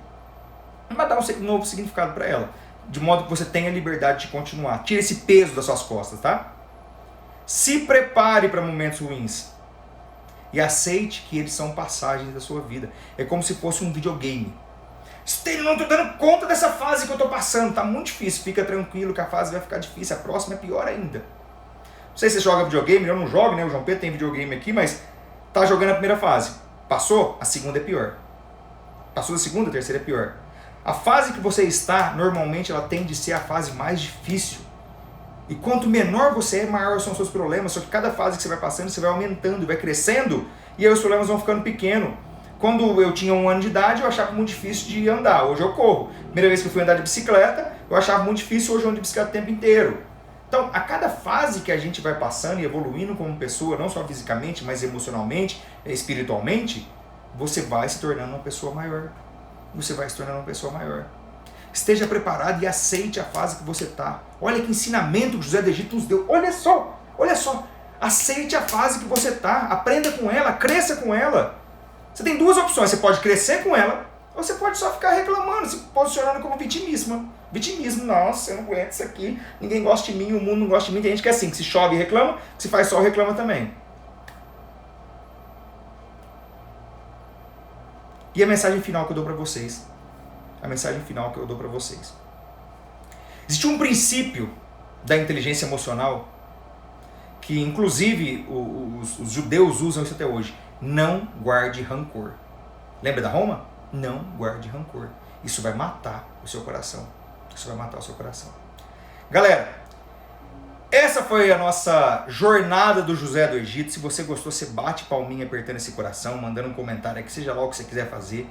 Muito obrigado do fundo do meu coração por vocês terem ficado aqui até agora comigo. Quem não assistiu os primeiros episódios está salvo lá no nosso GTV. Assim que acabar a live, você vai lá assistir, tá? Na semana que vem, na segunda-feira, eu começo com o Clube 737 aqui no Instagram, às 7h37 da manhã, com cada dia um tema diferente. Na terça-feira, dia 8, nós começamos o evento que vai ser a nova grande crise. Pessoal, tá vindo uma crise, não só para o Brasil, mas no mundo, dessa do nível que o José do Egito fez aqui, e que eu contei para vocês na jornada do José do Egito. Do mesmo nível. E a gente não está sabendo. A gente não está sabendo. Nossa equipe fez um trabalho pesado e na terça-feira o Paulo começa a apresentar para vocês o que é essa nova grande crise. E é um evento gratuito que vai entre o dia 8 e o dia 14 para ajudar você a passar por essa crise. 1, não sofrer muito, e 2, para que você aproveite as oportunidades. Por quê? O povo do Egito sofreu, mas o faraó cresceu e o povo de Israel cresceu. Aí você escolhe. Você vai querer ser o povo do Egito lá de trás? Ou vai querer ser o povo de Israel que prosperou? Vamos entender que nós estamos fazendo aqui igualzinho o José do Egito, trazendo para vocês informação, só que ao invés de a gente só vender para o rei, nós estamos vendendo para vocês que são reis das suas casas. Será? Galera, então começa dia 8, eu espero que vocês participem, vai ser muito, muito bom para vocês. É um evento gratuito, é só você clicar aqui, ó, na hora que acabar a live, você clica lá no link que está no meu Instagram, se cadastre, entre no grupo exclusivo que tem lá, que é nesse grupo que nós vamos mandar o link, e eu vou deixar uma mensagem final para vocês. Não tenha medo, independente da fase que você está da sua vida, não tenha medo, não tenha medo. Foi Deus que te trouxe até aqui, e Ele sabe para onde você vai. Tá? Muito obrigado, pessoal. Espero que vocês tenham uma excelente noite, que vocês tenham um excelente final de semana. Agradeço demais. Quem não assistiu os outros episódios, está salvo lá no GTV. Valeu? Muito obrigado. Um beijão para vocês aí. Que vocês tenham um excelente final de semana. Muito obrigado, galera.